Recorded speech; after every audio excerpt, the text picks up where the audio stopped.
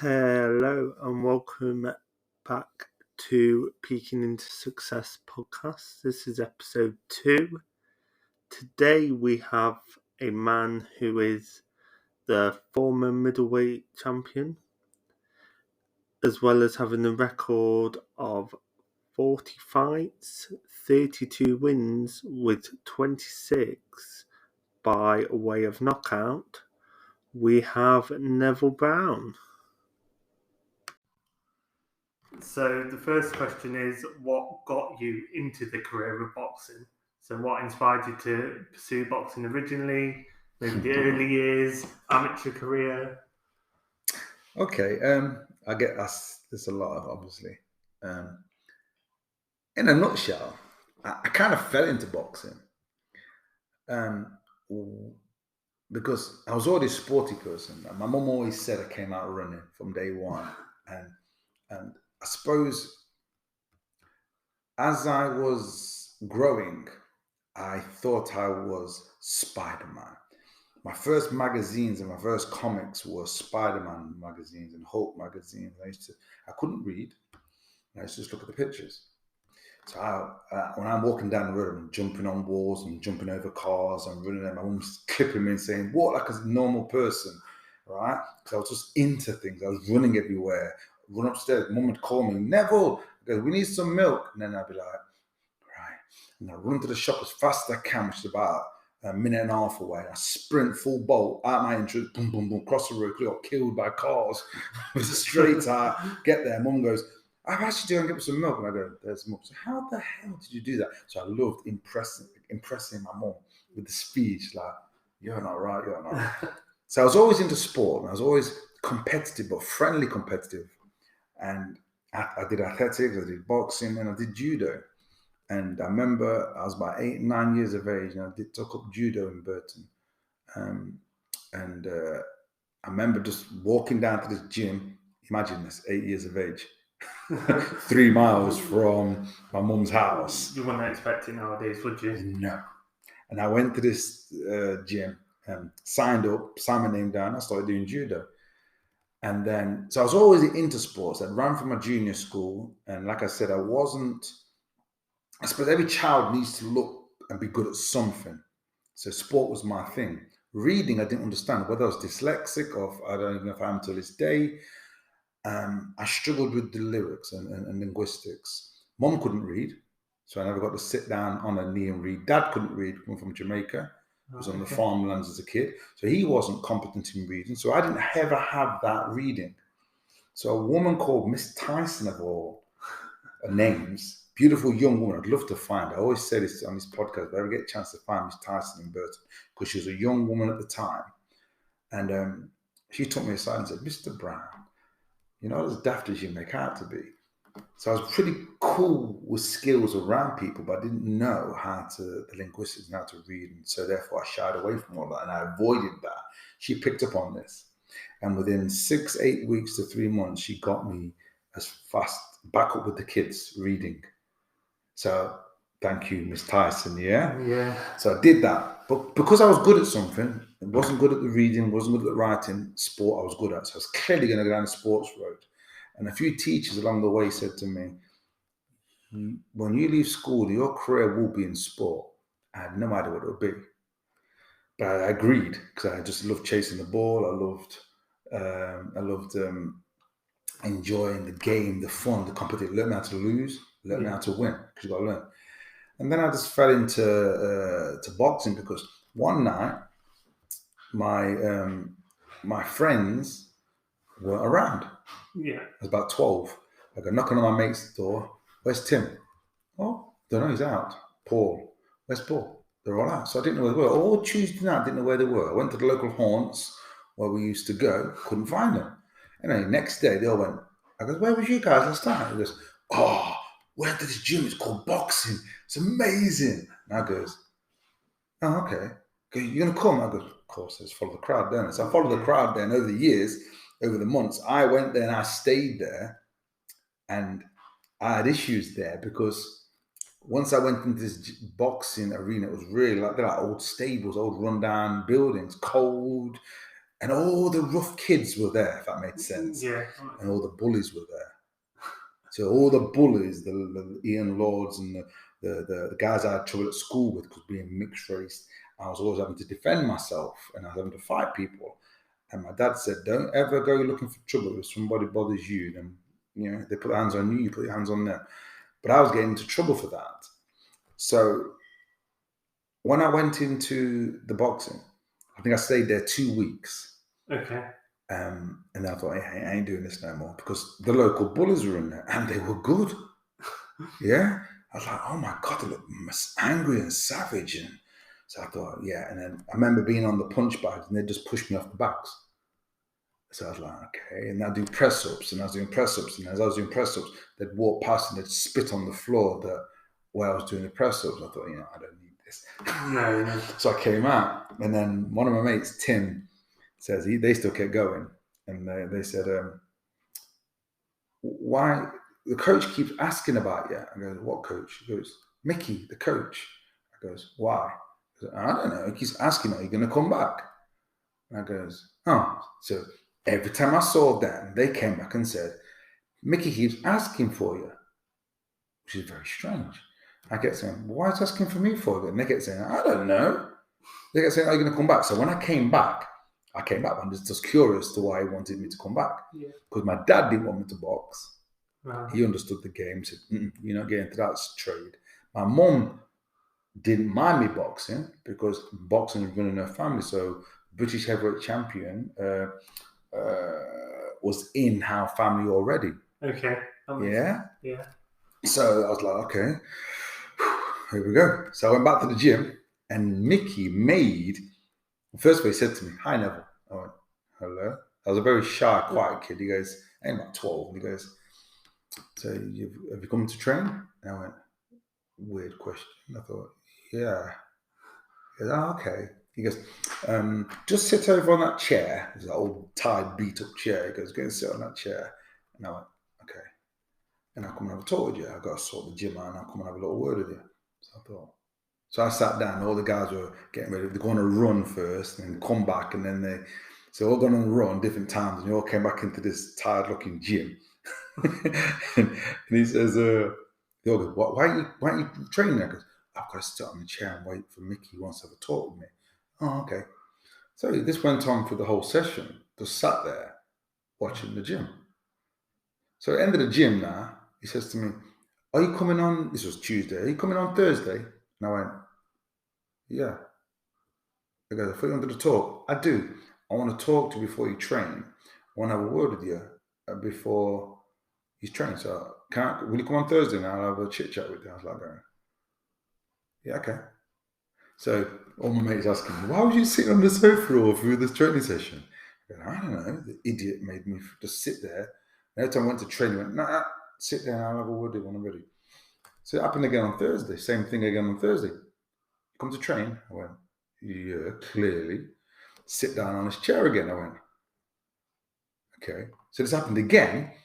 At the end of the session, are you going to come on Tuesday? I goes, I don't know. He goes, oh, okay. He goes, why? He goes, I ain't come to sit on no chair. And he goes, okay, well, I'll talk to you on Tuesday. So saying that was now aggravated now. So now it turned up Tuesday. I'm stormed in there, getting my bags, gloves on, and getting my kit on. And he goes, can I come sit on this chair? I goes, no, I've come here to train. He goes, right, come here. Right.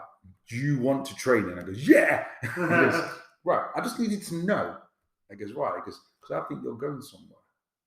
But I don't want to train you for 6-7 months and then you just disappear. I was like, okay. Right, so I can train now. He goes, yeah, you can train now, go. That was how I joined into boxing. He made me until it worked because he wanted to know if I wanted it. Now, it's true. We don't know if the kids today, I don't know if they want it. That's very true. Back in my day, I mean, don't get me wrong, if I had Xbox in my bedroom back in the 80s, I don't think the gym would have seen me either. You know what I mean? Yeah, so I can, this guy, and I never missed a training session, ever. I've been ill, I've had broken legs, broken limbs, bust arms, and I'm still training in the gym because I can still train some part of me. That's how powerful that one That 2 years I spent with that man who changed my life. So And that's how boxing took off in my eyes. did you stay with him through amateur? Was it kind of you pledged your allegiance to him because he kind of got you into the sport? I wasn't a bad kid, but I was being labelled as a bad kid because I was getting into fights. And that's another story in itself if you got the time for that. But I was with Mickey. He was like a father to me. Not that I didn't have a father, but my father and mum had split by age of 10. And so therefore I was, I had a lot of good father figures around me, and Mickey was one of those. But I didn't understand the politics. And because Mickey was so good, Mickey got me winning 5. Everything I've done today is down to that man. Because he took me aside and he explained everything, which is why I do the Smart to Box today, to get people to follow, to make good habits. Habits are good or bad, depends where they are. But it's in the boxing world, he taught me how to train and not overtrain. So that's why I came from nowhere. He always said you was already self-made. All I needed to do was design program for you. So you're already fit. You just had all this ego and all this competitive edge over most people. But in athletics, you did that. You were competing for England in athletics. You're competing in judo at high level. You're competing with boxing. First fight, Staffordshire champion. I beat him my first fight. Unheard of. 16 wins and 18 fights he had. Couldn't get fights. My first fight was with him. You can't do that. Yeah. So I beat him on my first fight. And then from there, I went on to national championships. And after 5 national championships, I'd won on the trot. I got to the final in the last one and I was ill with tonsillitis. And I'd beaten the guy twice already. And I lost to Nigel Moores in the finals of the 6th championship I was in. So I was a force to be reckoned with. And I put it down to this Mickey. But he was only with me for 2 years. And because I suppose I was a bit of a nugget, the guys who owned the gym were more about money. And we were used and abused in them days. Like you would do dog fights. They would take us to Manchester, 10 kids fight, gamble on us and so on. Then we'd come back. It was shocking. We were oblivious to this. We were just told we're amateurs. We got nothing, probably drink a Coke. So we got nothing wrong, but that was the way it was. We were hardcore. We went up around the country and I went to championships because people wouldn't fight us unless it was in championships. And I won 5 national championships back to back. And that was my amateur status, schoolboy level. And then I went on to seniors and represented England. And that's when I started getting educated about other people. Because the guys who were really coaching us really weren't boxers. I didn't realize this as a kid. I just thought coach clearly was a boxer. But there's levels. Mickey had been in the ring at top level, world class level. So he knew how to pass on the knowledge. Whereas somebody else who's 2 or 3 fights, he doesn't have any knowledge. He's not much more ahead of it than me. But he might be a great motivator, might be a great teacher. But how can you teach something you don't know? There's levels. Exactly, So that was where that came about. So, of course, with the professional side, where did that come around? What kind of elevated you to that next level? Well, let's say amateur boxing is for the love of the sport. That's what's thrown at children. I mean, today, a lot of the fighters, Fraser, Clark and all these guys, when they came onto the scene, the game had changed and they were now getting paid. And they had digs to go into. We had nothing. So I had to go to school, I had to go to work to get paid. I had to live at home with my mum because I had no job because my job was full-time boxing. I did part-time work here and there, but I had to go around not fatiguing me to go down to the gym. So it was a laboured job. And then I go to the gym, I'd be battered because I've been outside in the cold all day, digging holes or putting posts up or scaffolding up or something. So I was going down that road. Maybe if I'd been more educated, I could have gone down in a different way maybe, but it worked out this way for me. And because I was beating everybody, at my age group, it just sound when you turn pro, these guys will turn pro. So you'll be beating the same top elite fighters. But what I didn't know was the politics within the sport. And if I'd have been in London, then I would have shone. Because even as an amateur, they still was robbing people. When I boxed for England, the European Championship at age 21, I was beating the world number one, Richter, in the European for the bronze medal. And we'd never really won a gold medal at these Europeans because that was when the Eastern Bloc was around and the war was up. Yeah. So again, another level we didn't understand. And I still don't get it today because it's a proper mismatch. I don't know how they could even allow it to happen because at the time, we'd be youngsters over here and we'd go to the European Championships as 18, 19, 21-year-old athletes. But we were taking on the likes of the Russians, the Kakistans, and not Cubans and European, but in the Olympics it would have been. And they couldn't turn pro. So they were full-time professionals, fed,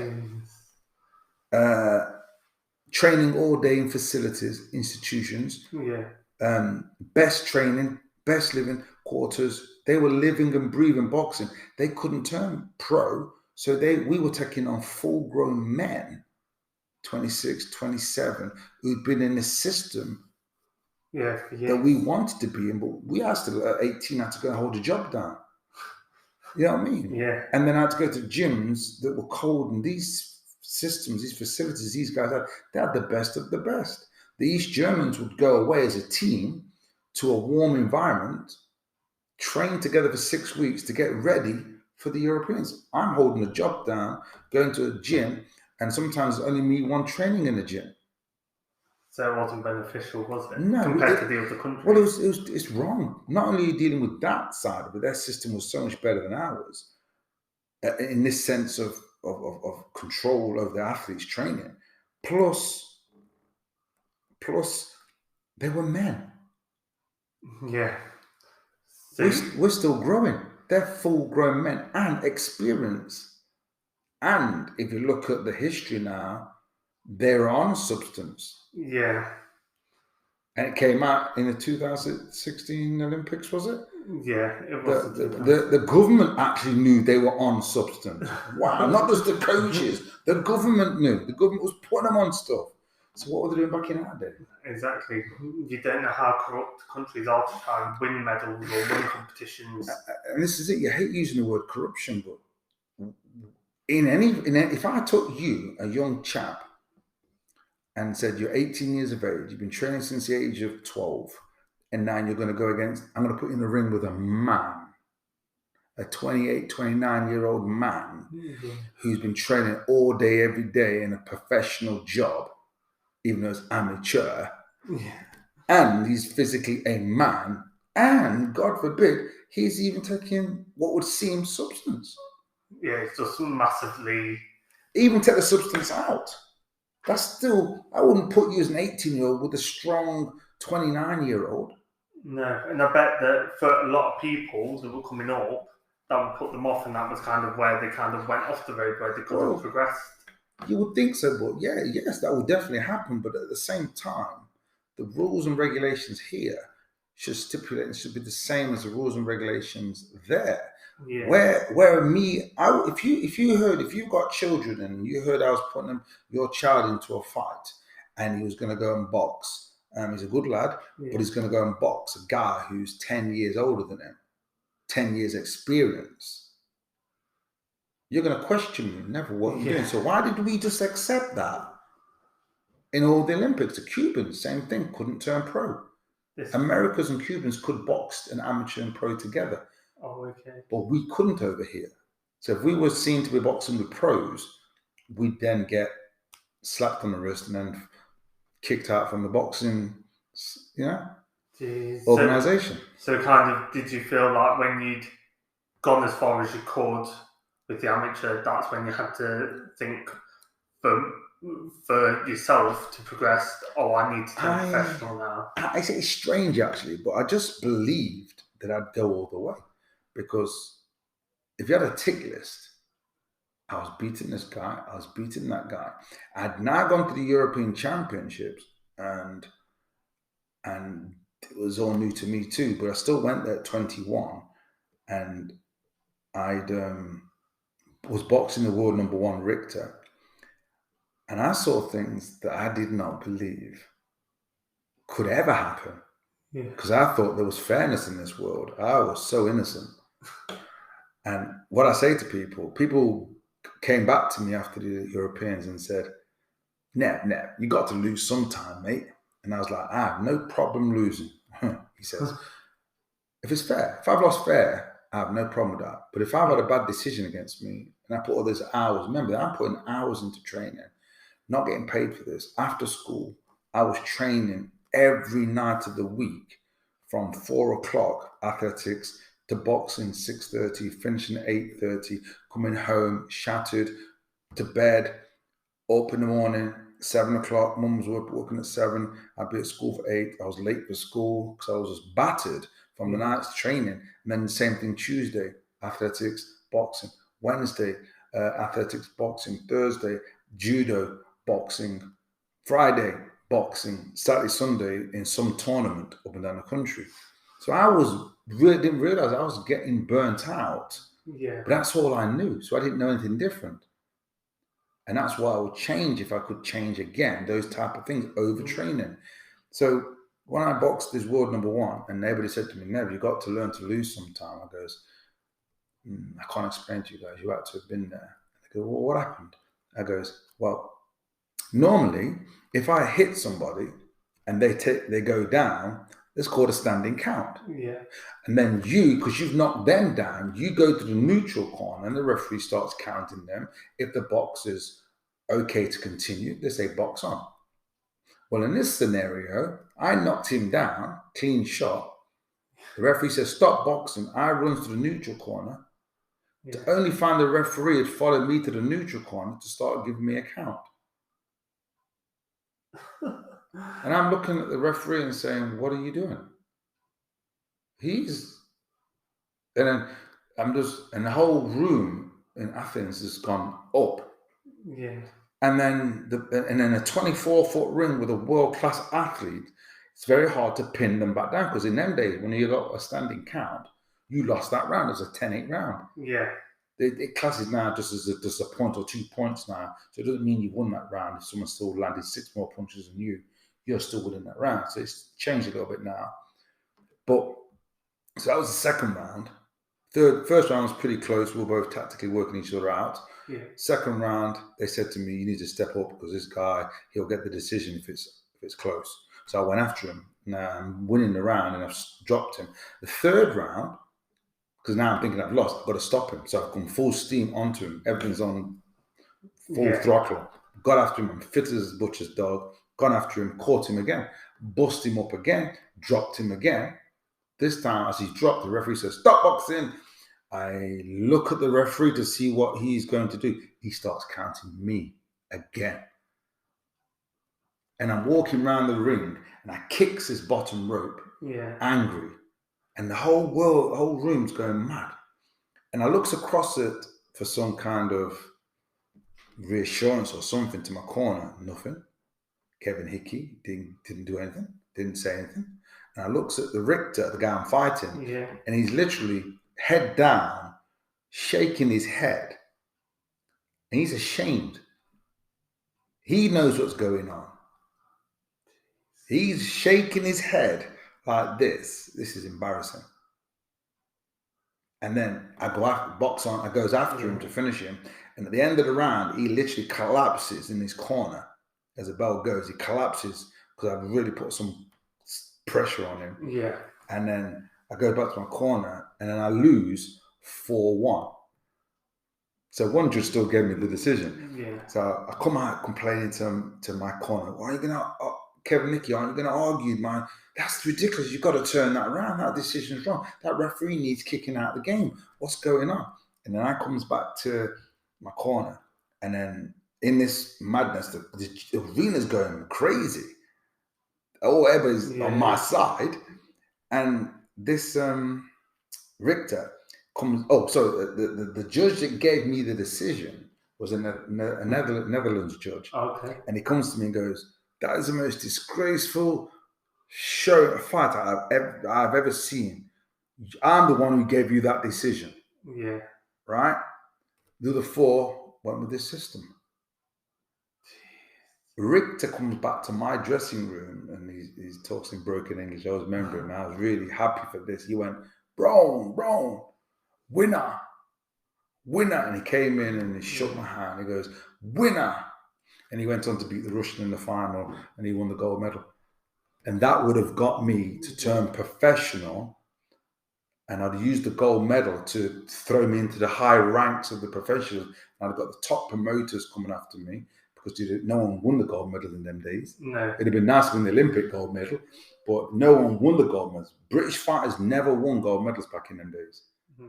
Now we're winning them left, right, and centre. Yeah. So, of course, looking at your career, you've talked about early years.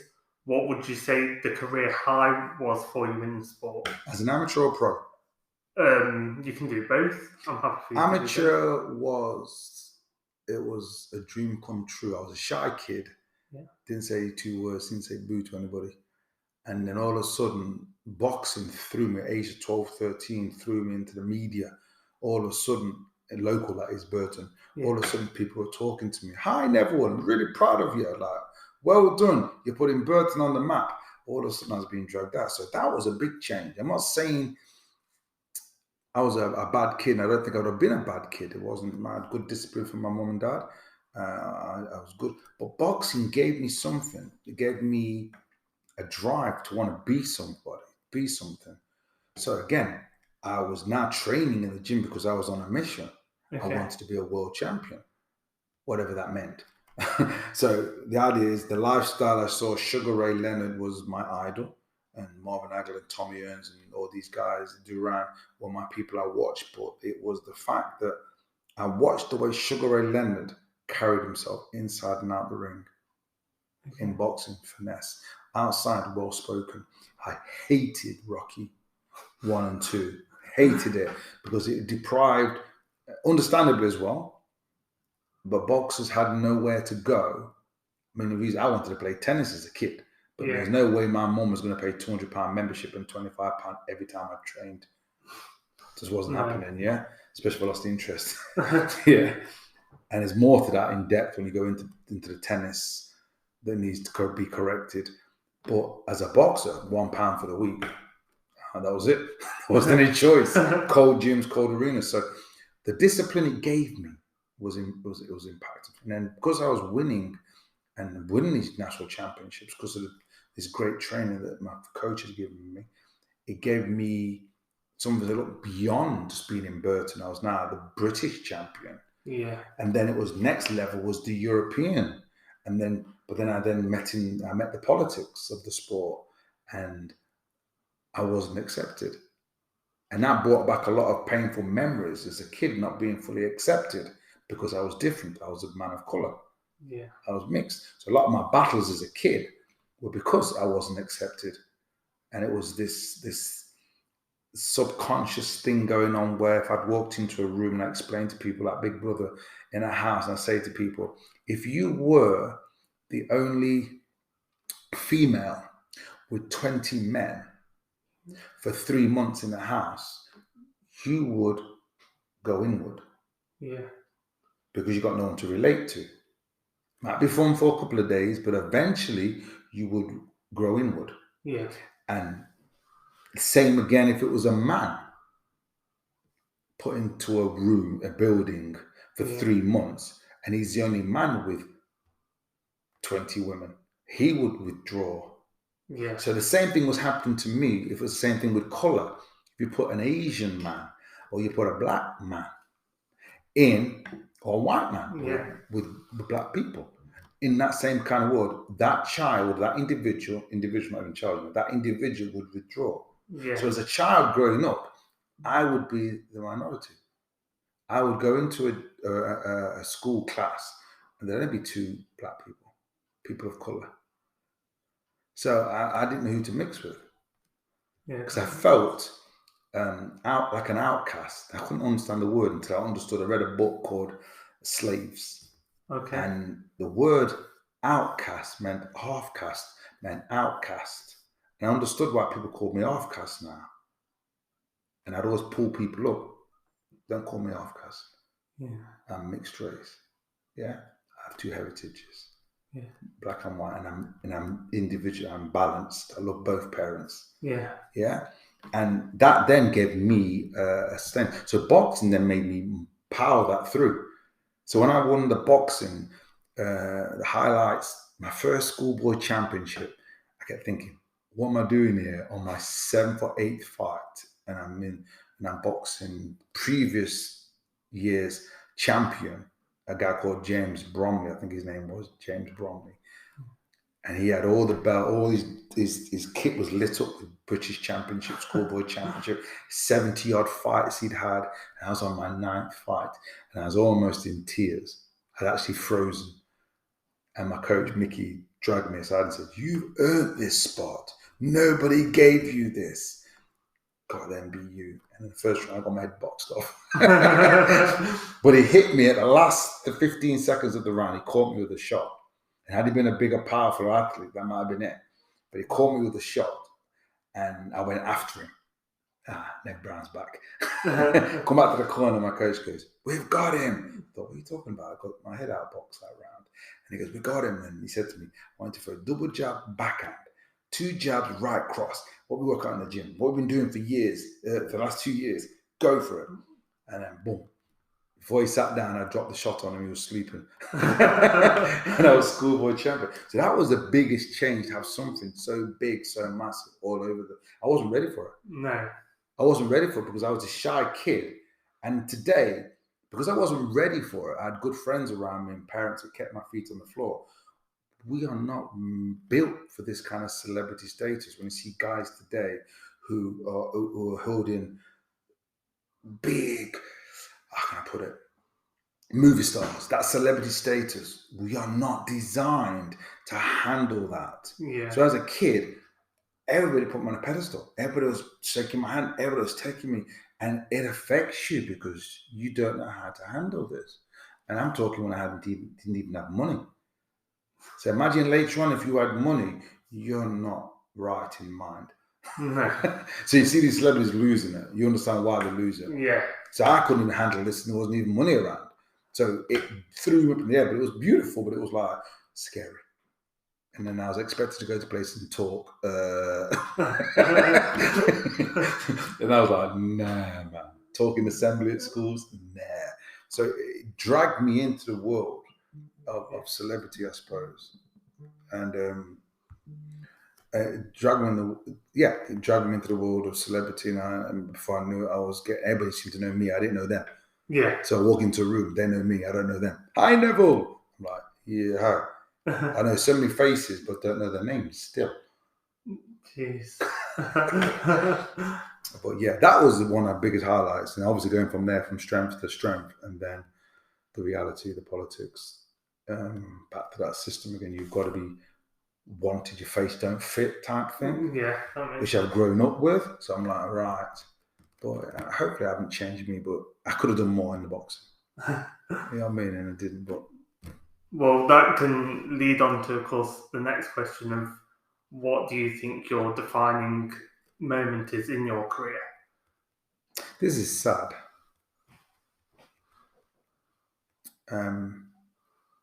Boxing for the World Championship against Stephen Collins. Yeah. Because always knowing I was a world-class fighter, but a lot of people, even in Burton-on-Trent, even to this day, have never seen me box. They might see me on TV every now and again, but in the time when I needed to be getting exposure, wasn't getting it. Wasn't being seen on the main events because I wasn't putting bums on seats. Because to put bums on seats, I had to travel to London, and as a pro, and I had to sell tickets. So if you're my fan, you would have to pay £20, £25 for a ticket. Okay. You'd have to leave work midday in the week because it's probably Tuesday or Wednesday I was boxing in London. Yeah. So you got to take half a day off work, another £10, £20 maybe for the coach and food and drinks, get down to the arena before 7:30 because I'd be one of the first ones on, just to watch me spark somebody in 20 seconds or 2 minutes.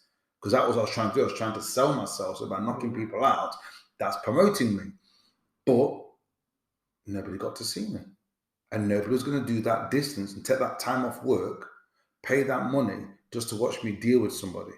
Yeah. So there's my market gone straight away. Had I boxed in Burton, all the Burton fans would have come, but we had no arena, so they said. Yeah. We had no arena that would draw people from London to come watch me. And then obviously guys didn't want to fight me. Yeah. So unless I've got a lot of money behind me, then people will get paid to fight me. Right. So I was already doomed before I knew it. I knew that once I signed, Mickey Duff rang me up and I had a meeting with my friend Ivan Douglas, and we both went down to this meeting in Wardour Street in London. No clue. The man's telling me a crop of lies. This is Mickey Duff, the main guy of boxing. I thought they've got the top promoter after me. But what he was after me for was, yes, to make money from me, of course, and he knows I'm a prospect, but more importantly, to make sure nobody else had me. Okay. So he has control of me now. I can't fight nobody, and I can't get out of the contracts because of 3-year contracts. Jeez. And when I finally put my foot down to leave him and got out and got away from him, by now, because I had 16 fights and no money, I was boxing for £800. This is a joke. Yeah. Then went up to 1,500. Is a joke as a prospect. And the people I was boxing were getting more money than me, the £4,000 to box me. So I was totally a not wanted entity because they were losing out on me. He said to me, to my face, he goes, I'm losing out on you. Yeah, but I said, but you're the promoter. That's why I signed with you. You can pull me onto TV advertisements and get me promoted. Hence, you're the promoter. Didn't like hearing that. Mm-hmm. So it just gave me hard fights in the back rooms with nobodies and draining me down to make a weight that I couldn't make. So my highlight was to finally get to the world title, and I boxed Steve Collins. Yeah. Now, the crazy thing about this is why I said at the beginning, it's pretty sad this is because I dreamed as a kid to be a world champion. So to box Steve Collins at 12 stone for the world super middleweight championship, now in boxing terms, I was never a super middleweight. I wasn't even a middleweight. Mm. I was a light middleweight. So I'm an 11 stone fighter. Yeah. I can explain to you how the training goes, and when you train hard, you really put weight on if you're not understanding the right dietary and fitness and rest in between and recovery phases, which is why, again, it's smart to box. I teach that to fighters. Learn the skill first, fitness will come. Yes. Yeah.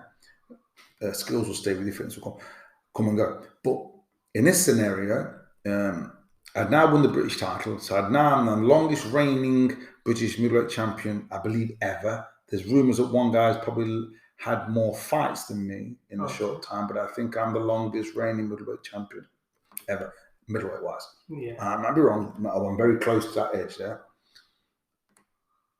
I then get a phone call. I got the middleweight title because I beat a guy called Frank Grant. Again, I wasn't supposed to win this fight, right? But Frank Grant, and I take so much respect for Frank Grant because he didn't have to fight me. Yeah.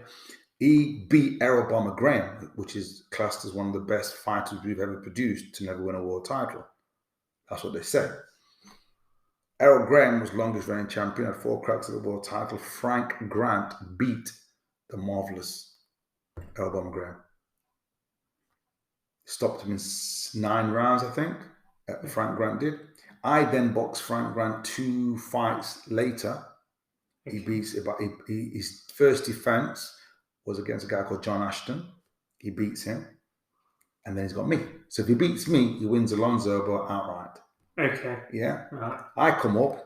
Frank gave me the time to prepare, the time to train, and the only thing was I was training at Brendan Ingalls, which is a great gym, but they don't do open sparring. Right. So I needed to go back to my home gym now. I've made this decision. I've been training for Brendan for a couple of years now, and I had to say, can't box this way. Can't go into a world championship fight or any serious fight without actually going into a ring with sparring. Not that I'm saying we have to have war and knocks to the head, but we need to be having head sparring. Yeah. And pad work. That makes sense. Yeah. So what I'd already grown up on.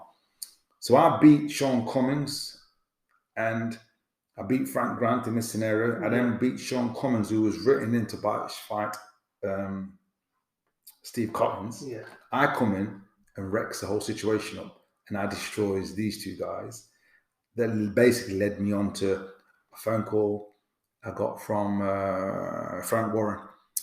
Not him, but one of his runaround guys. Okay. Said, do you want Steve Collins? And I went, what? Steve Collins. And at this point, Steve Collins had just beaten Chris Eubanks twice. Jeez. Yeah? Yeah. And I goes, yeah, but they're super middleweight. I'm really a light middleweight, but they couldn't get a fight at light middleweight because nobody would fight me and there's no money behind me, so I couldn't get a fight at light middleweight. So they then said, would you want to go at middleweight? So I wasn't supposed to win. I'm not a middleweight. They're bigger than me. Yeah. So even though I still struggled to make the weight, I went up to middleweight. Yeah. So I thought maybe this is my natural weight then. But these guys all dwarfed me. But I still hold my own. And then all of a sudden now, another 18 months, 2 years later, they say, do you want Steve Collins? Which is now super middleweight. It's 12 stone. So I'm like, yeah.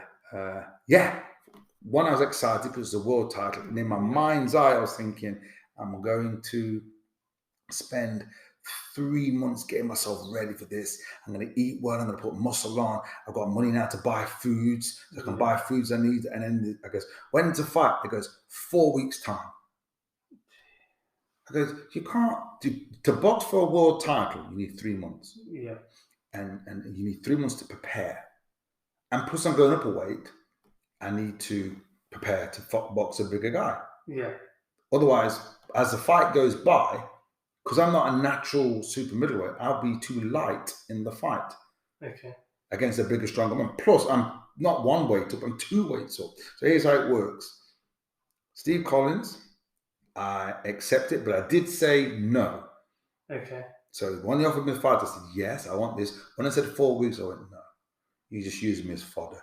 Yeah. And I goes, no, I'm not supposed to win. Steve needs a fight. Oh, if you don't take it, they said to me, we will not come back to you again. This is the tactics they use. So I'm sitting there thinking, yeah, but I'm saving you. You put me in a ring with a fighter of that pedigree, ill-prepared, I could get injured. Yeah. And then who's that fall on? Well, it falls on us actually, because I said yes to it. But really, they are to blame for that. Yeah. Because they shouldn't have put that to me. So anyway, I says yes to it. I rings up my mate and says, I've got the world title, Steve Collins. He goes, cool, you'll beat him. He's too slow. Oh yeah, but they've only given me 4 weeks notice. You can't take that. Everybody's against it. My dad was against it. My dad was angry with me. Mum, you just get on with it. But everybody said, you can't do this. I goes, yeah, but they've threatened me that they won't give me another crack at the title. He goes, they're just bluffing. If you keep winning, they can't do it. Anyway, I took the fight. So I had 4 weeks notice. No sparring. I'd left Brendan at this point. I had no sparring. I had no pad work. Yeah. And I had to go back to Brendan's. Yeah. And I had to ask Brendan, would he take me in the corner? And he said he would. Good man, Brendan. Yeah. But his style of training was good, but didn't work for me. But I went there anyway, and because I had a good team there, some good lads there, Naz, Ryan Rose, Johnny Nelson, just to mention a few. So I went there and trained with these guys, and so I felt at home there. And then we trained there for 4 weeks. Again, no sparring, just body sparring. That's not ready for a world title. No. 4 weeks. I didn't have 12 weeks of training. I didn't have 12 rounds in me. I only had 6 good rounds in me against a heavy fighter. Yeah. So I gave Steve Collins a run for his money. I drop him. I worked him harder and hurt him more than Chris Eubanks did and Ben. Yeah. So that's when people go, whoa, you made it. And I thought I'd made it now. Because even though I lost the fight, it was still a win. So when you ask me what was the biggest thing this rig, because although I lost to Steve Collins, it was a loss. It was so much of a win. To have given him such a hard fight, to not have got hurt, to hold my own with him. I wasn't arguing about the decision. They stopped in the 11th round. But I experienced so much from that fight because, like I said to you, when I weighed in on the day, I had 2 breakfasts to make 12 stone, yeah? At 10 stone, at 10 o'clock in that morning, Steve came in, dried out at 12 stone. We had the box then, he'd been finished. He was so dehydrated. Then, by the time, not 24 hours, but 36 hours later, because we waited at 10 Friday morning, and we didn't box till 10 o'clock Saturday night. So you had even longer. So he had even longer. By the time he got into the ring, he would have been around 14 stone with the rehydration setup that they had going on. Yeah. Which I don't agree with what they do. Yeah. Blood, zip, you could see his arm bleeding here. So he'd been on a drip throughout the 36 hours. So he just filled out. And I put a pound on. So, and the experience I got from that, because I didn't have to worry about weight, because I was eating what I wanted, drinking what I wanted, but it wasn't really my weight. Yeah. And then when he got in the bit, people could see the size of him to me. And when he caught me with a shot on top of the head, didn't hurt me. None of the shots ever hurt me in that fight, but his sheer weight just bounced me to the floor. He's very clumsy with his punching, Steve is. It works, it upset Eubanks, but he comes in like a madman. And he caught me in the back of the head, and it's just a sheer weight put me over. I thought, wow. Didn't hurt, but I thought, I've got some weight here. He can slightly knock me off balance. He's got weight on me. So, I say he's 14 stone, he probably wasn't that, but he'd be a lot heavier than me. I only put a pound on. And anyway, I weighed myself. So I knew I was a pound because the scales were next door to me. Okay. in a hotel. So I jumped on and thought, 1 pound off, really. And then after the event, so after the fight, I held my own. I wasn't hurt. It was all good.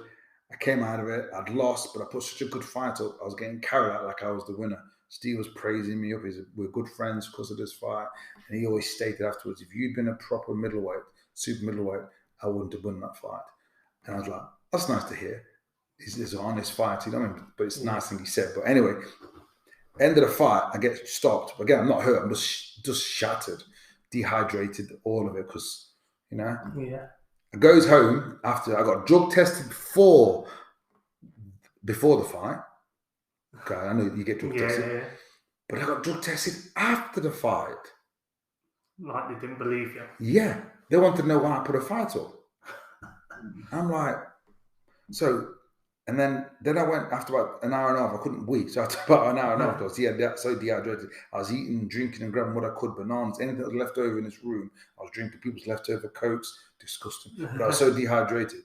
But I felt good. Yeah. Wasn't marked up. Felt really good. And I went back home to the hotel. And I seen the scales, and I got on the scales. What do you think I weighed? Probably half a stone less. Right. I weighed 10 stone 7. Yeah. 10 stone 10. And I'd been drinking for the last hour and a half. Not a lot of drinking, but I was definitely drinking, eating. I weighed in that fight, 12-1, maybe 12 stone, yeah? Yeah. And then by the time the fight was over, I didn't even know it was even possible to lose that much weight in the fight. That's a lot. And I was down, I weighed on the scales, proper scales, and I weighed 10 stone 10. That's mad. That's crazy. And that made sense to why I was pushed over at the end with these shots so easily. It felt like I was sparring with my dad as a kid, playing around me. He had that brute strength on me. He just throw me around the room or something for a bit of fun. I'm wrestling with him. And he has that natural strength on you. That's what Steve had on me. I thought, wow. So that got me to understand my weight issues. So now I thought, wow, I'm down at light and middle. Yeah. I then got lined up for the European World titles. That was my highlight. That whole, even though I lost, that's one of my biggest things that I look back on, which saddens me because it was a loss. Yeah. But I discovered so much about winning through that. That makes sense. Yeah. But I had loads of great wins, loads of good fights, but that one, obviously it's the world title, it's the biggest title out. But then after that, I got injured. Okay. Because they said to me, if you can do that in 4 weeks' notice, no sparring, no proper pad work, and you can go in there against the biggest, baddest at the time, Steve Collins. Yeah. What would you want me to start training properly? I go, yeah. And what they did was overtrain me. Because I broke my back as a 10-year-old on a sledging accident I broke the L3, L4, they call it dog collar. So the vertebrae is broke, so it gives me more movement than I should have in my lumbar region. So I can pinch my disc. Okay. So it sends my leg into spasm. So I always kept away from overtraining as possible and came to lifting weights and pushing weights. I never lifted silly big weights. Yeah. But in the sparring, it's been pushed so much in this. My first fight back after losing to Collins in his European title fight against a guy called a Russian called Alexander. And I had to pull out. The first time I pulled out of a fight as a pro, I had to pull out and I was injured. I had to go to hospital and they did an x-ray and they found out that I'd broken my back because I never had confirmation as a 10-year-old that I'd broken my back. And now this confirmation was the doctors looked and said, when did you break your back? And I goes, I didn't know, but I know when. Yeah. And so they looked at it and said, wow, how have you been able to box? So certain sports aggravated. Playing football, I couldn't do it. Okay. Because I couldn't walk for 2 days after playing football, like swinging, kicking the ball. Yeah. For some reason, boxing didn't bother it. In athletics, I got a bit of whinges in jumping in the long jump pits. Yeah. I get whinges when I hit the floor hard or miss the timing of a run or something, jarring my back. That would hurt. But it never bothered in boxing. But then after that, they overtrained me, and then my career was pretty much over then. Because now, every time I got down to weight, my back would go into spasm. And I got to fights where I couldn't move my head left or right. And if I threw a punch, it felt like I had a slipped disc or something, if that's the right way about it. So that even though I boxed after that, I found out then what the dehydration was killing me. You can't lose weight as you get older. No. It weakens the body. As Chris Eubanks Jr. has just found out, and Roy Jones Jr. found out, you cannot crush the weight down. And I've always been doing that, but for this Steve Collins, I didn't have to do that. So these were like, wow, and I know what to do. But then I got injured because I was listening to other people. So moving on, of course, you've got the t-shirt on now, so I can see it. With Smart to Box, of course, that's something you've set up now. How would you define Smart to Box? Of course, I know what it is, but I suppose it's an educational program. It's educating people with the art of boxing. And when I retired from boxing, I looked at where could I have. I had a successful career, even though financially and the celebrity state of it, I didn't reach those heights, even though I felt I could have done. And the politics had their play in on that. But I looked at most fighters had met over the years, boxing for England, boxing for European Championship, boxing at world, professional and amateur. And everybody always said I had a great style. Yeah. And the England coaches would always video me and they'd always keep using me. Look at Neville's balance, look at the slip, look at the pullback. So clearly I had something going that they liked. Yeah. And secondly, the big one now, all the fighters, the guys I sparred over the years, every one of them come back and said, I don't know how you get beat at welterweight at that weight. Your style, the power you have, the way you move, and the control you have. So I had world-class fighters, Johnny Nelson, these people would say, never been in the ring with someone that hits that hard and does this, and Prince Nazim, all those guys in that little gym. I said, all through my career, guys I sparred over the years, top fighters from different ways, Richie Woodles and all these guys I've been, all of them stated, best fight they've been in the ring with. So I had something. Yeah. Even though I didn't get to sell it to the media. Yeah, for whatever reason, Sky TV, British Broadcasting, I missed the boats when they were happening. Yeah. So when I finished boxing, I was kind of lost. So I took up personal training. So I was teaching people how to lift weights. Okay. People said to me, David Lloyd, and said, why are you teaching this? Why don't you teach boxing? I bet you must have some ideas. So I reinvented myself and looked at my training. Even though I'd been training people since 93, when I won the British title in 93, I got put in front of a crowd and said, right, teach these guys boxing. So I started doing normal circuit stuff.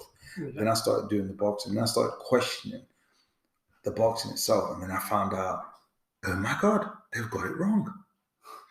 They always tell fighters they've got a great chin. No, they haven't. We are not designed to be hit. When you go into the ring and fight, what does fight mean? Fight means out of control, fight or flight. Yeah. When I go into the ring and I've got everything right, I'm the most calmest person in the whole arena. The people outside the crowd, they'll get you killed. Knock him out, Nev. Knock him out. Push him. They'll get you killed if you listen to them. Yeah. So you have to know how to handle the crowd. So I thought, right, where do you handle a crowd? You teach. What I'm taught in the gym is what I'll take. What I learn in the gym is what I'll take to the ring. Yeah. So in the gym, what did I do wrong? I overtrained. I hit too hard. I ran too fast. I just ran till I was shattered. Yeah.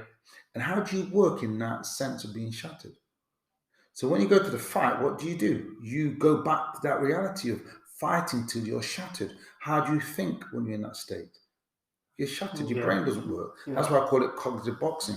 Cognitive boxing, we call it. So smart to box, same type of thing. And I get people to understand why they do what they do. Yeah. So I give them, when they're training on a punch bag, the punch bag is no longer a bag, it's an opponent. So I give them drills. So the commands I give people, it's linguistic. I say to them, I'm going to get you to box linguistically. In other words, I'm going to build up a program where we talk a language, basic language. And from that language, you're going to perform what are called active actions, boxing movements. That could work for any sport, I suppose, but I put it towards boxing. And later on in years, I found out something called NLP, neuro-linguistic programming. I read a few of their books and I thought, everything they said, I was doing. In other words, business people, any business is built from the mind. They see what they're going to do and they see how they play it out, don't they? Yeah. So all the business people got their information or their core training from sports people. So I thought, this is the same business, same plan. So how I perform every day, how I see my results, and by not overtraining, you see gains quicker. Yeah. When you overtrain, you see the gains, but then you overtrain again, you see gains. You overtrain again, you go downhill because you're battered, because you haven't recovered. You cannot work at 100%. It's impossible. No. Try it. Hit the bag as hard as you can with one single shot. Brilliant. Do that for 3 minutes. Ain't going to happen. No. And if you did do it, there'd be nothing left in you. So we've got to get you to train accordingly to what's going to be represented in the ring. So there's an art and a spatial awareness. So when you teach children their spatial awareness, that's boxing. It's a game of chess with the anatomy. For me to hit you, I have to be in your space.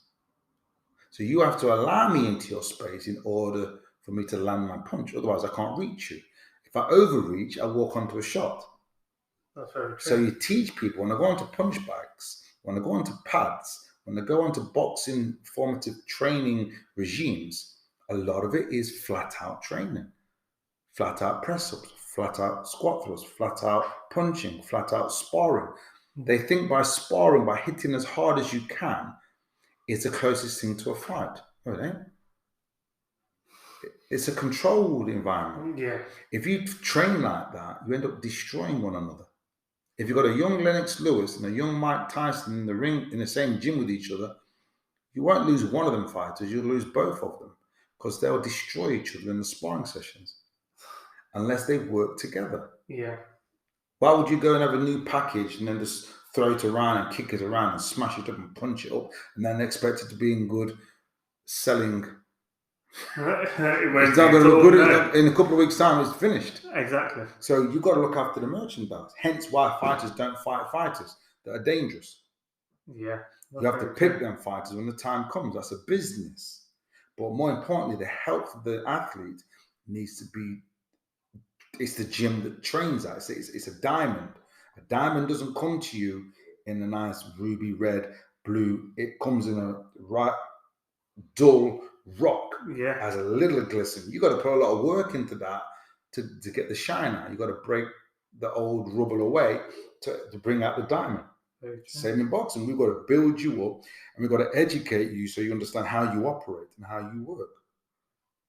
So you can put your best foot forward. So Smart to Box is designed on a boxing program to teach people about themselves through sports. So it's mentoring, why we do what we do, understand that. I'm not saying it's the best, it's the only way, but I look at a lot of gyms, and a lot of gyms just do the same type of training.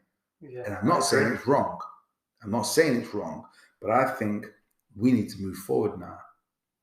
And I get people to understand in their mind's eye and their brain in training, they understand how to manipulate the situation in their favor.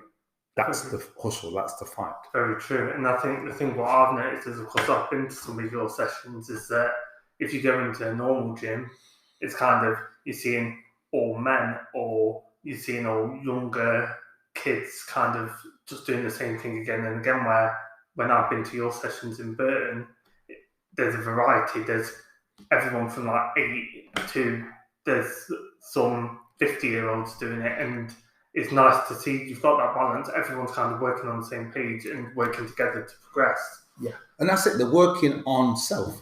Yeah. In life, we've got to work on self. So in boxing, you change. The 10-year-old is no longer the same 10-year-old at 20. The same experience, same fight can never be the same. You could box somebody, get a win, have a rematch in 2 weeks' time. It's a different fight. Because everything affects everything. It's cause and effect. So now I've boxed a guy and I've won, and I know now what to expect in the next fight. Yeah. But your opponent now has lost. So he's going to up his intensity, which might change the outcome of the fight now. And here's a big one. Am I better than you? And the answer is no. I'm not better than you or better than anybody. And I teach that to people because I beat you in 3 fights doesn't mean I'm better than you, but it means during that bout, during that 6 minutes or that 12 rounds, whatever it is, I was able to influence the judges to give me that decision. Yeah. So I was able to outmaneuver you, out jab you, out hit you with combinations, also not get hit. So I was able to win the judges over. So that's not me better than you. I just was able in that 6 minutes, that duration of boxing, to outskill you. Yeah. Because I knew more. But now you could go away, come back with new knowledge, and you could beat me the week after. So are you better than me now? So nobody is better than anybody. No. So all we're ever competing with is ourselves. So most gyms, and this is what I like to say, which probably I don't mean to offend people, but as I've grown up, what I've seen, most gyms are competing with each other. Yeah. Whereas I say the gym should be competing together. Yeah. And people go, wow, I never heard it like that. Most athletes are trying to beat one another, outrun each other. No doubt you can still do that, but we all work together. And if my system works, and I have a boxing champion at the Olympics, the rest of my kids can't be that far behind. That's very true. Because we've got a format that wins. Yeah. And therefore, the only thing that separates the champions is knowledge and how to perform, which we teach them during the gym. Yeah. That makes sense. So, of course, I've explained that you do the Smart to Box kind of in the gym. I've kind of witnessed that myself. But of course, where else would they be able to find it? Say, for example, they don't live local to Burton or Derby. Yeah. So I get a lot of people who have trained, and I build champions up in different ways. Boxing's a vehicle that I use. So I've always planned to do this. Was a lot of people can't get to me, and I've gone to events where I've done seminars in Northampton, seminars in London, seminars in Scotland. I've been to so many places, and I get the same thing. Please, Neville, how do I get to train with you? Yeah. So I was always going to go onto the internet at some point, but with the lockdown and whatever, it forced us through that room. So then, therefore, now I have what's called Smart to Box. It works like an app, and we're developing it all the time to make it better. But it's teaching people a linguistic program. That's the language of boxing through combinations, and then teaching them how to brain train this information in their mind's eye. So now once their knowledge, they know how to do an action, an active action, Yeah. so a boxing move, a boxing presentation. Once they can do the movements correctly, they go onto the app. And then the app teaches them, it fights with them, it boxes with them. They have to beat the app. Yeah. And by beating the app, they go, wow. I call the ranking. They've got like, boxing doesn't have a gradient like, say a gradient. So like grades, like martial arts has a gradient. Yeah. They grade them. The colour belts. Yeah, white belt to black belt. So in those ways, boxing doesn't have that, and it could do with that. So I have a system that basically has this system put together. So I get fighters going through gradings. I call it rankings. Okay. So they move through the rankings, and they can go to any level they want. They can go to amateur. They can go for fun. They enjoy boxing. They can go and learn the art of the sport. They can also go into professional. They can go into, because I'm teaching them how to combat they're teaching the art of combat. Yeah. But through a boxing. So, and people say, I hear all the time, I've never been trained like this. And I say, I know. And I'm thinking for you to start off with, to get you moving. And then you personalize this system to you. Okay. There's no right way or wrong way, but we have a way. And we seem to come full circle and we meet. People understand the science behind it and the development behind it. To bring boxers, we teach them not to go into a fight, but to be entertainers. Clearly, they're going into a ring to box, to fight. Yes. But it's the skill sets, it's the skill levels. When to punch, when not to punch, when to hold, to smother, to turn, to fight for their space of awareness of what's going on. We teach that mentally. So when I go to professional fighter, when I was a professional, I would be spoken to by my trainer.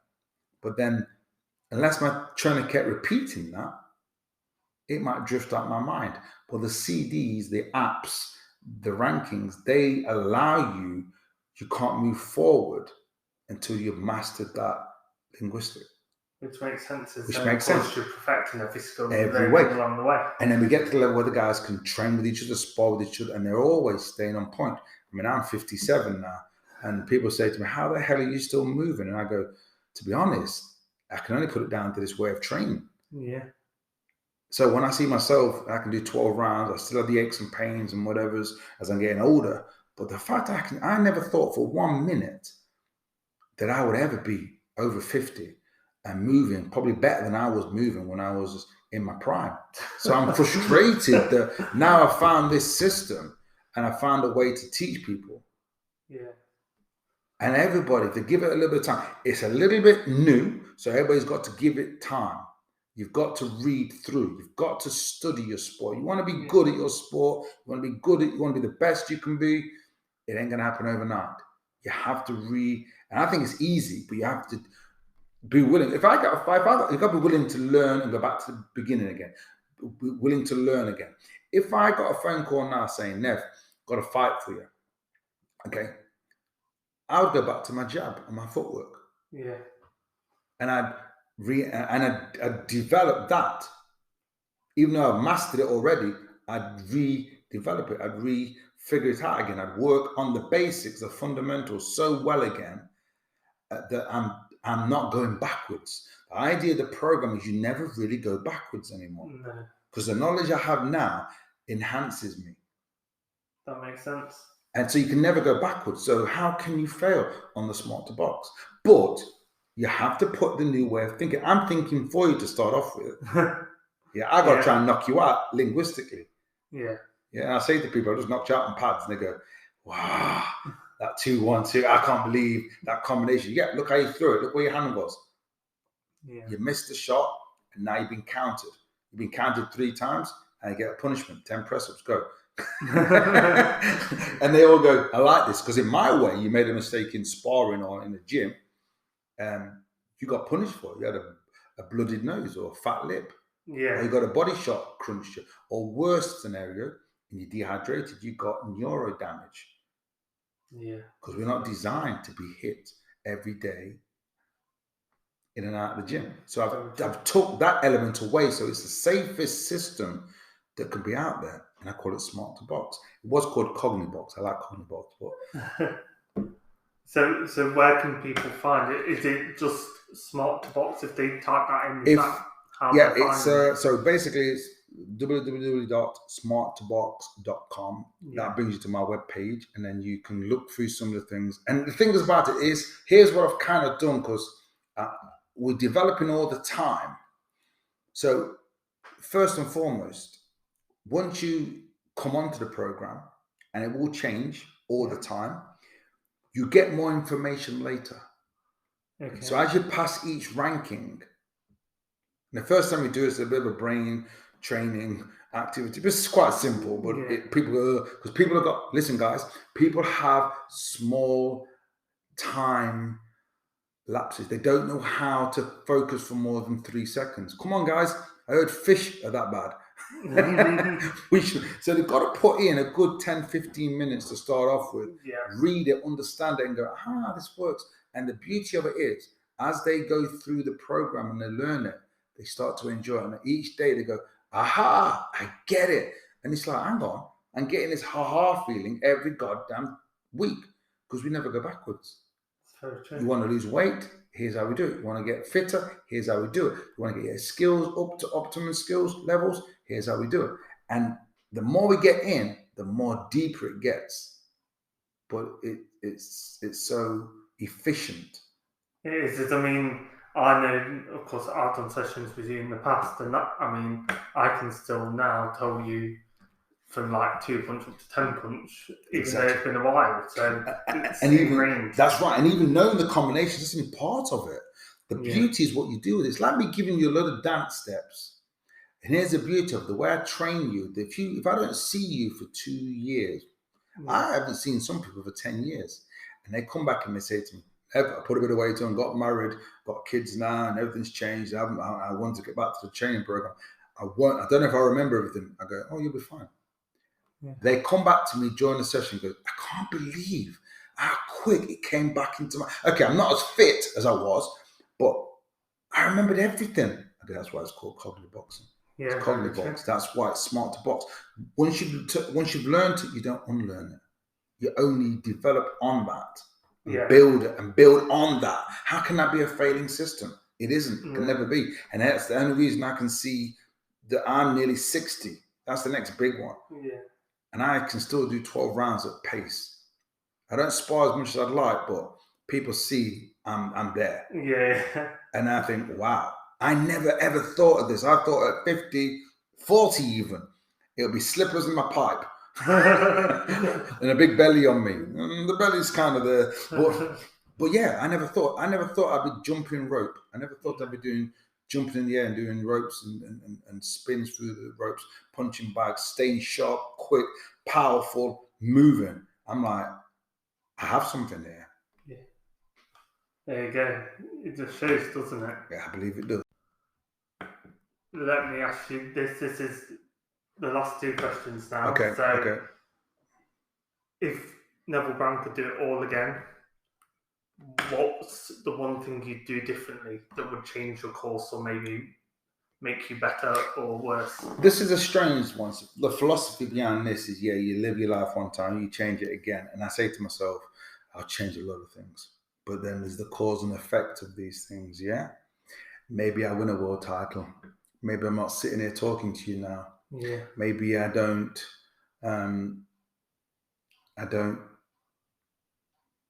not the same person I am today because of the experiences I've had. So clearly I would love to change things to a point, but as a matter of fact, if I could, the things that would destroy me in boxing, apart from the politics, which I have no idea how you get around that. Yeah. In my training format, I did not know how to make weight. I listened to the information at the time, and examples was fats, don't eat fats, and all the rest of it. When fats are the most important things. The idea of fasting, I didn't understand fasting. It was called starvation. Sounded like starvation too, but I now understand the economics, the proper fundamental skills of how to fast, and how important that is in recovery. Yeah. and the autophagy you get from your body cleaning itself out. So as an athlete training, though, I didn't know how to do this. So my way of making weight basically was don't eat and don't drink. Yeah. That's all I got told. Oh, and train harder. That was suicidal. That is health damaging. Yeah. And so many sports. I got friends I know who dance. I got friends who've done gymnastics. I got friends who've done things where they have to be at a weight, and they've tried all kind of stuff similar to what I've done. We've got to get in tune. Smart to Box teaches you to get in tune with your body. Yeah. And so if I could change something, it'd be how to make weight. Because I went into the ring and I was as weak as a kitten on probably 60 to 70% of most of my fights, amateur and professional. That's fair enough. So I did well, Yeah. but I was never the same fighter in that ring as I was in the gym. So if you ate the right stuff, Yeah. If I knew how to make weight, I'd even now have gone up weight I'd rather be fully fed, trained, energized, but boxing maybe 2 weight classes up. The Steve Collins proved that. Yeah. I didn't have 12 rounds in me, but I still nearly went 11 rounds with a fierce fighter like Steve Collins. And all I did different was just train and eat well. Yeah. And it wasn't even the best of foods. But I still ate what I wanted. And I realized, wow. And my body said, thank you. And then I was able to put a performance against Steve Collins. But prior to that, all my other fights, and it's very simple to get dragged into making weight. To lose weight, you train harder. No, you don't. There's an art to it. Yeah. And if you overtrain, you slow your metabolism down. You're damaging the body's out of sync, and now you've got issues because you can't make weight because your body's dehydrated. Maybe it's now you're feeding it a little bit of food when it needs more. Yeah. There's windows of when to eat. I didn't know any of this as a young teenager, young 20, in my 20s type fighter. And by the time I got to the end of my career, I was now damaged from the overtraining. And I believe fighters today, I believe this, and you've got to sit down, guys, if you're listening to this conversation, I believe athletes can go on further than 30s to 40s. Yeah. And still maintain their best. It's a matter of do they want to anymore. That's it. Making sure they're doing the right things to prolong. Yeah, that's what it's about. Prolonging the ability to perform. But yeah, weight training is weight training. Making weight, I did not have a clue how to make weight. And like I said, from my first fight as well. Yeah. My first amateur fight, I got called a fat something, a fat B, I got called. I was like, huh? No one's ever called me fat before. Because I'd weighed in at 9 stone, weighed in 10 stone 3, my first fight. And I had to box that night and I had to get down to 9'7". So on the Friday, I got told your first amateur fight is on Monday in Stoke. And they weighed me end of week after 2.5 hour training session, and I was 9'7". The fight was at 9'7" they didn't tell me this. Oh, yeah. They just told me you're fighting on Monday, your first fight, and you don't eat too much over the weekend, which I didn't. Don't drink too much, which I didn't. Even my mum said, what's happening? You need to eat and drink. I didn't. And then they said, on the Monday, don't eat anything. Don't have breakfast, don't have nothing. Come through and weigh in at 6 o'clock at the gym before we go down to Stoke. I weighed in, did all that. I weighed in and I was 10 stone 3, 10 stone 2. And they were mad. These coaches, not Mickey. Mickey wasn't there because I didn't realize till Mickey said later. I didn't like who they got in the ring with. Okay. And it was a Staffordshire champion.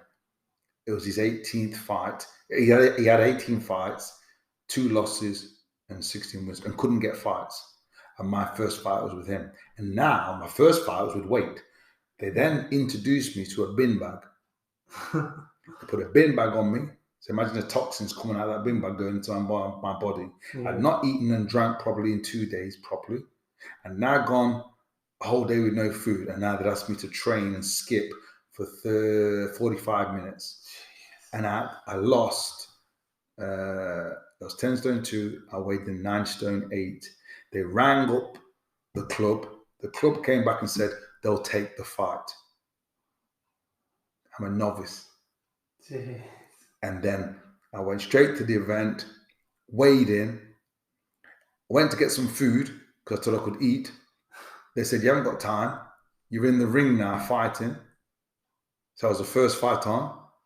And then 2 rounds later, I'd knocked out this champion. And because I knocked out the guy, it felt like that was what you did. And then from that day onwards, I always thought that's what you did in boxing. So and I boxed for England. It didn't do any difference. And I got it wrong so many times. That's mad, isn't it? I even lost my Olympic place because I was so drained. But I lost to a guy called Wayne Ellis. I was so drained that when I was punching the pads in the warm-up, I couldn't focus on the pads. I saw 3 pads when there was 1. And the joke was, this is before I boxed Wayne Ellis, and this happened a couple of times, so I thought it was normal. And not normal, I know it was wrong, but this wasn't, and I was nervous, and that made me more anxious. But the jokes in the dressing room was by my coaches, Pete Holmes, and the other coaches, not Mickey, because Mickey had been moved on by now. They were saying, hit the middle one, and thought it was funny. Wow. And that's my team. Yeah, so they're not even trying to support you. And that was it. Hit the middle one. We all laughed about it. And I went into the ring and got hit with a shot. I had no resistance to the punch whatsoever. And I lost my Olympic place. All down to that. All down to that one error. Otherwise, I could have been an Olympic medalist. Who knows? There you go. And this kind of follows on from what we've just been talking about, but I think it could be similar, but the one piece of advice you would give to your younger self, would that be the same, of course, to eat right, to train right? I like to think I'm a very creative person, and there's lots of things in life, relationships. Nothing comes before my mum and father. They're both gone now, so I would love to spend more time with them and do more things with them. But I think everybody goes through this. But in a boxing aspect, to make myself better, there's so many things that could have been better. Boxing has done so much for me for the positive, but there was so much more that could have happened. Like I said, just making the weight. Yeah. Weight is crucial. Knowing how you operate at weight and knowing how to lose weight, how to train, how to prepare yourself for even your first white collar match. It is essential, and it doesn't really change. It doesn't really change if you're boxing for a world title. Very true. And people might think, bigger gains, bigger whatever, but it doesn't really change. And you've got to know yourself. So weight, how to make weight, how to train, how to learn skills that you can adapt to the ring. Yeah. Excuse me. And learning how to understand you. Yeah. Because it's an emotional roller coaster. And you're hearing information from so many people. Why am I looking at you to give me the information when I already have the information downloaded? Yeah. I just got to know how to produce that active action in the ring, in life in general. So I wish I took more time in myself and listened and looked at the procedures in order to how to enhance myself and recognize, am I going forward or going backwards? Because all I was doing was just using energy. Yeah. That's all I was using. I was running as fast as I could, breaking world records. I was lifting as much weight as I could. I was doing everything OTT, and I needed to pull it all back in. Yeah. And get trustable people in your corner. That makes sense. And I think that's for life as well. Yeah, 100%. I agree with that. Yeah. So, of course, finally, where are people going to find you? So, of course, we've mentioned the website earlier, but what else do you do apart from that? But I have a laugh. You got to work at this, guys. To find me, you got to work at it. I'll tell you why. I don't believe in the social world we live in, the social network where we're bombarded with information overload. And to get into that world of the overload, the internet, the platforms. I'm on Instagram on the Smarter Box. I'm in Facebook, Neville Brown plus Smarter Box there, and LinkedIn, but I don't really go on. There's so much to get on with. Yeah. It's quite concerning that it takes over your life. And so therefore, yes, you have to find me. So look for Neville Brown. Yeah. And go out your way to find me. I mean, in the boxing world, the people who know boxing know me. Yeah. Now, whether they want to promote me, that's another thing. But yeah, so I say I'm on Instagram on the Smart to Box. I'm at Derby, Burton, Midlands areas where I work with people. I do seminars up and down the country, and people love the seminars because I really educate everybody, and even the coaches, because I believe we're all here to help one another. Not one of us can hold the lion's share of everything. We all want to pass the knowledge on, and that's what I want to do. So, yeah, like I say, my website is again wbc.com. WBC, I'm fucking boxing. www.smarttobox.com is my main web page if you want to introduce yourself to me. Give me a chance because a lot of people will talk to me about boxing, but I've got to be clear with them and try to. A lot of people ringing me at times. But yeah, you got to find me. You got to find the time. I'm approachable. If you see me in the street, find me. Get a hold of me. That's it. And you also, of course, do your sessions. I do one-to-one at home in Derby, at my home gym, and I do like seminars up and down the country wherever people want me to come to their classes and have an enjoyable, safe schooling of boxing, fun boxing, and with some major gains. And like you say, no one really trains like I do. No. So, which I find surprising because I've been doing this over 20 years now. So I'm surprised that people haven't moved forward in the dynamics of training in boxing, in the boxing world. Not saying it's the best in the world, but it's the best that I can produce. And I feel like the information goes in. It's very different. It's, of course, when the CD's on, you can go around and everyone's like being taught, but you can kind of focus and go around the people as well. So it's kind of like you've got a second instructor in the room for free. Yeah. I mean, Barry McGuigan of all names, dropping names in. Barry McGuigan said, how is it possible to train 60 people at the same time? I went, so work that out. And we get 60 happy people learning their trade, learning their game, taking away from it what they want. And like I said, there's levels. We can go to a world-class level if you needed to, or it's just a general keep fit. And you can share. I always say Mayweather.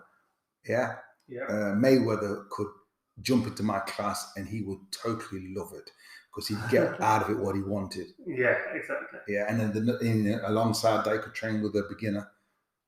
Because you're training in your own little mindset, in your own little space with the information that overload. The Smart to Box itself is designed for headphones. So you've got a nice headphone set, you put that on, and then you go through a ranking program. We're talking to you personally. Yes. And your headphones are on, and you're in a world with just me and you. And I've got your focus now. Because to move forward, you have to listen and learn. That's it. Yeah. That's perfect. Thank you.